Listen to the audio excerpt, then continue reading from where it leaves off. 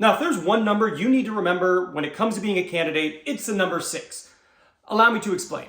Okay, so the first thing is recruiters will be looking at your resume for 6 seconds. That is it. I've been in recruitment for 15 years, and when I get a resume in front of me, you have 6 seconds. What do you need to accomplish in that 6 seconds? Well, there's a few things. The first is fit and alignment. I need to be able to, in 6 seconds, look and determine, is this person minimally qualified for the role?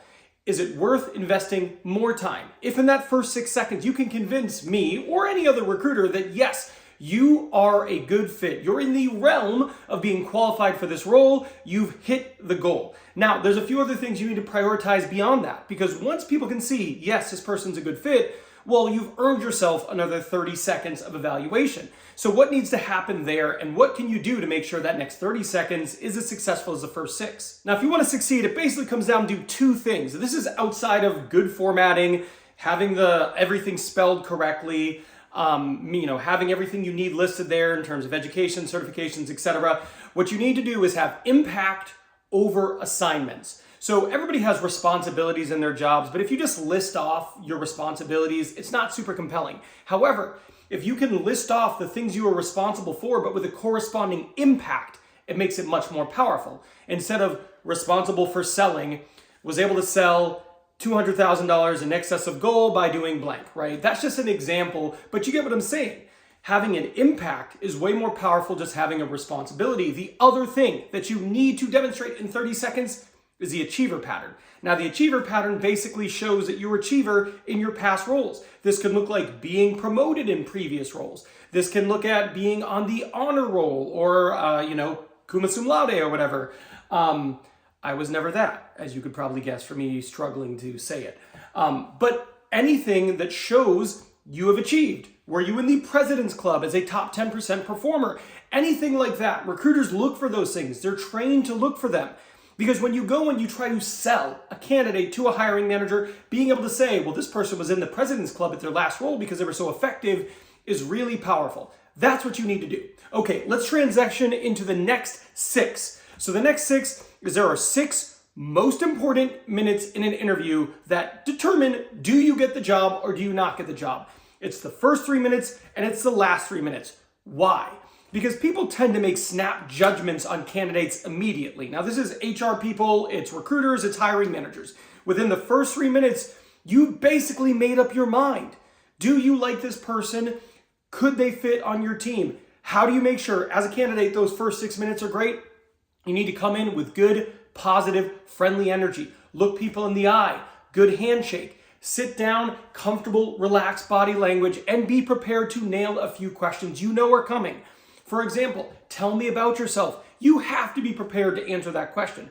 Another one is, why do you think you'd be a good fit here, or why are you interested in this role? You need to have great answers for those questions, and if you don't, well, you're just not going to get the job. Now, the last 3 minutes are really important too, because as a candidate, you're going to be leaving them with a lasting impression. That last 3 minutes, that's the last they have to remember you by and determine, do we want to move this person forward or do we want to give this person an offer? One of the things I like doing in the last 3 minutes as a candidate is to ask great questions, right? Usually the last 10 minutes, maybe 15, is reserved for you asking questions to the hiring manager. And how can you make sure that goes really well?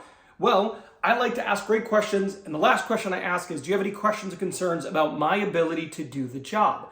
And if they say no, I think you'd be a really good fit, Ben, then I say, that's great to hear. I also think this is a really good fit for my background and my experience. I'm excited about moving forward. You're just letting them know that you want the role. You're not eroding your leverage, but you are letting them know that you're interested. That's going in for kind of like a close as a candidate. It's good. If they have a concern, this gives you an opportunity to appropriately address it. Not defensive, but if they go, yeah, Ben, I don't think you have enough A, B, and C experience. Whether you ask the question or not, that concern exists. But asking about it gives you an opportunity to address it. If that's the case, you can say, you know what, thank you so much for sharing that with me. This might be my fault. I didn't think I did a good enough job sharing with you the breadth of my background. I actually do have experience doing A, B, and C. When I was at XYZ company, I actually spent about 2 years in this role where 50% of my role was responsible for blank. And it gives you the opportunity to address their concern in a non-defensive manner. It is a powerful way to remove doubt. Trust me, if they are having this doubt, it exists. Asking this question isn't going to derail your candidacy. When people say that, I just don't believe it. I'm a hiring manager. I've helped hiring managers for 15 years hire people. That's just not how it works. Okay, so the next 6 number, 6 business days, is when you should follow up. A lot of times people interview for a role and they do one of 2 things. They follow up and it's way too soon. Like, hey, what are next steps? Did you forget about me? Hi. You don't want to do this. Give them some time. You want them to think you have other options, you're not desperate, etc. But you also want to follow up. Never following up is a bad idea too. Recruiters and hiring managers are busy. Sometimes that tap on the shoulder demonstrates persistence and gets the ball rolling if there's a bit of a stall. So if you interview and you haven't heard from them, I like to wait 6 days. So it's like 5 full business days of no contact. On that 6th day, I'm reaching out polite, saying, hi, I just wanted to follow up. I really enjoyed my conversation with you last week, and I'd love to talk about next steps. Something like that is a pretty simple message, but that's how long you want to wait. Now, the next 6 is really important. You need to have 6 great questions to ask in your interview. Most candidates do not come with great questions, but it's really important to land your interview and finish strong. And finishing it strong usually means you have dynamic, business-oriented questions to ask the person interviewing you, and it's why I made this video here. This video here is going to give you 6 great questions that are going to help you impress the person you are interviewing with. So I'm done here, but I'll see you over there.